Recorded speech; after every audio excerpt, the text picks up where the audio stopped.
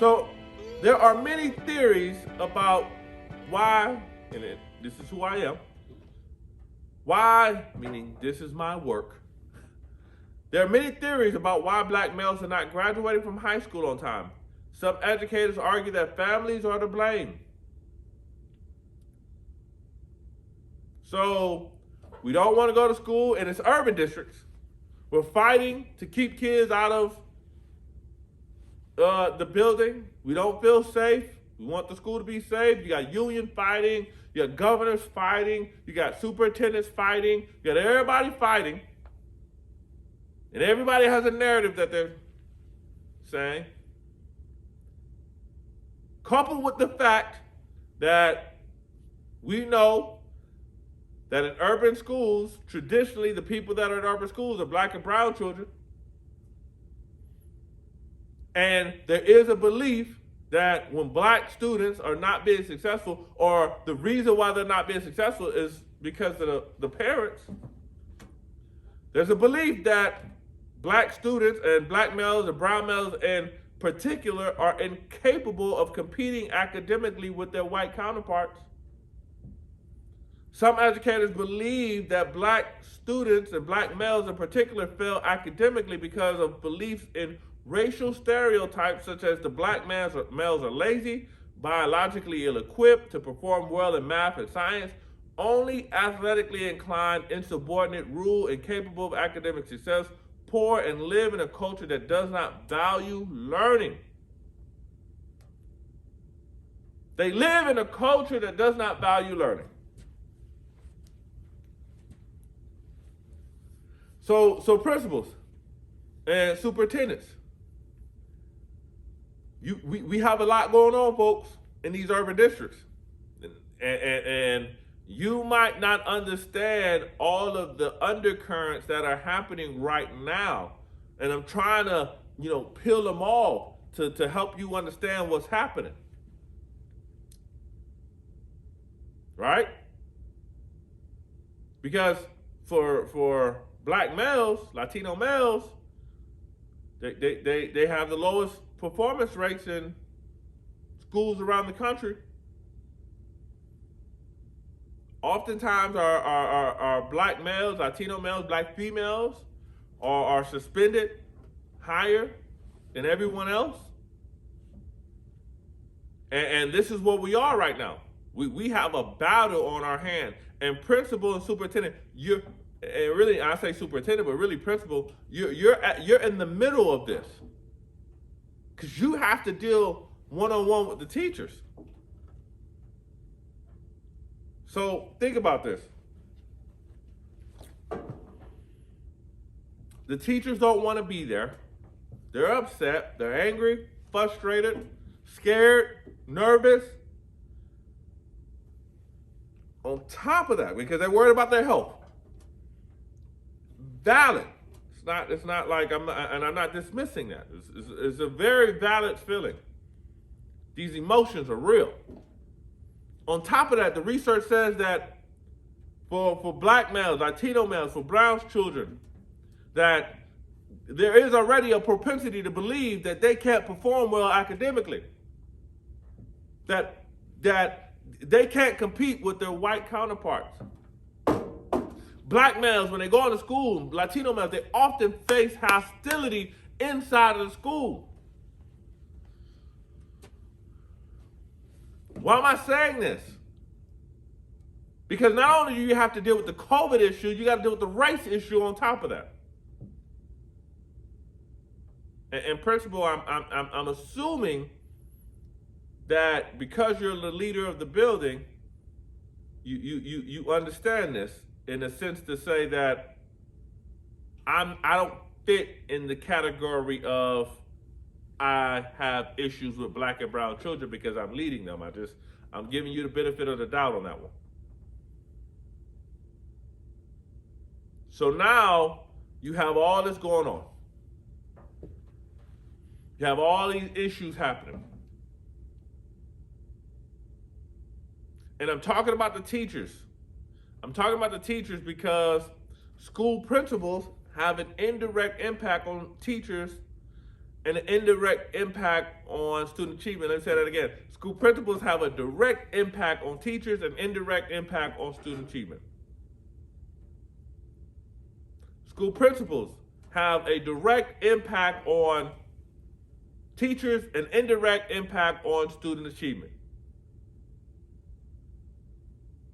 Principals are second to teachers in influencing how students perform within the classroom.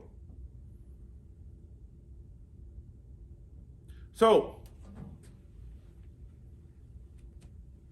you're in the building with teachers who have all of these emotions going on. You have kids in the building with you who on just normally in an urban school they are facing hostility because of the color of their skin. Now coupled with the fact of having a stigma of, if you're black and brown, because the CDC reported that the highest rates are in black and brown community. Now you have a stigma that you have an issue because of the color of your skin. Now coupled with the fact you have an issue because I have a thought process that you don't care about your own education. School is not a place that you're not capable of competing with your white counterparts. Your parents are the reason why you're failing. And now I believe that you might be walking around with COVID and putting my life in danger. On top of the fact we had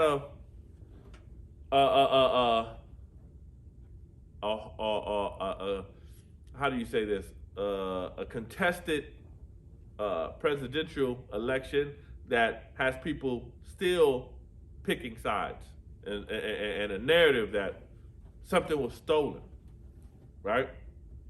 We got a lot going on. And principals, they took away state assessments, but they're still saying they want you to perform, and you're still responsible for the culture of the building, and you're still responsible for how the school performs, and you're still responsible for, what's happening in that building. You're still responsible for all of that. This heavy. I'm telling you. Listen, I'm telling you, this so heavy, I'm going to have to talk about this probably for 2 to 3 weeks. This is probably one of the most important messages that I've ever talked about. And I'm attempting to layer it out so that we can have, an understanding of this. But this is heavy. Because you're in the building with real life. Teachers are facing divorce. They're facing financial hardship. They're facing all of these issues. And then you're asking them to teach kids that they don't believe even care about their own education. You want me to come to school, risk my life to teach a group of people who don't even care about their own education, and I don't believe that they can even compete academically. That's what the research says. Prior to COVID. Whoo! Why am I risking my life for this group? Why am I putting my own family in jeopardy for this group? Whoo! And then principal, again, the weight of this is on your shoulders. And you have all these distractions and all this noise going on, and how do you get through it? Let me tell you how to create a successful school. Let me tell you the essence of a successful school. A successful school has a principal who is involved with instruction, has a purpose, a clear vision for where the school is going, and shares a belief that all students can learn. As the school leaders, principals are influential in creating a culture of success. You better write that down. That is something you should write down. You got to be involved in instruction. You got to have purpose. You got to have clear vision. You got to know where the school is going. You have to believe all students can learn. And you're responsible in creating a culture of success. That's your responsibility, leaders. That is on you. So, you have all this going on. You're in the middle. You have to take the school in a direction. Silence speaks volume. If you're not addressing these issues head on, it speaks volume. And let me get this out the way. Let me say this and get this out the way. Principals, when we talk about the CDC guidelines, like, you can't be laissez-faire on that. Like, you can't say, wear your mask on Monday, don't wear your mask on Tuesday. I don't believe in the science or the. You cannot do that. You can't have a laissez-faire attitude with regards to the spacing and the distancing and the shields that you have up on the desk and making sure that the everybody that comes in is being scanned and making sure that everybody has hand sanitizer. You can't get laxed on those things, because if you get laxed on those things, that's how you get an outbreak, and it's on you. And not saying that those things are going to work perfectly, but you have a system in place. Right? Like, so your number one thing is it talks about it in the research. It talks about it in any principal magazine or anything. Principals, you have to create a safe school. That's number one. The school has to feel safe. And now the argument, and this is the argument of the union for everything when it comes to black and brown children. I faced it myself. Safety. They always pull on the heartstrings of people to make them afraid. It's the same argument that happens with when they were arguing about zero tolerance policies in the country, right? Like, well, if we don't get things together, you're gonna have criminals coming into the suburban neighborhoods and kill everybody. Essentially, it's trying to make people afraid. If a principal is trying to move a school forward, the thing that they want to focus on the most is the discipline. Well, the school doesn't feel safe because of the discipline. They use the same tactic, they just dress it up different. They use the same fear. Every union around the country, when they want to attack urban schools, they use the same tactic. They use the fear tactic, the it's not safe tactic, it's going to hurt you tactic. Didn't you know that this will happen tactic? It's all based in fear. And principal, you have to know what you're up against. So, that is your responsibility. Successful schools are those where teachers have a positive attitude towards students. Student learning is the major focus, and academic achievement is expected for all students. Successful schools are those where teachers have a positive attitude towards students.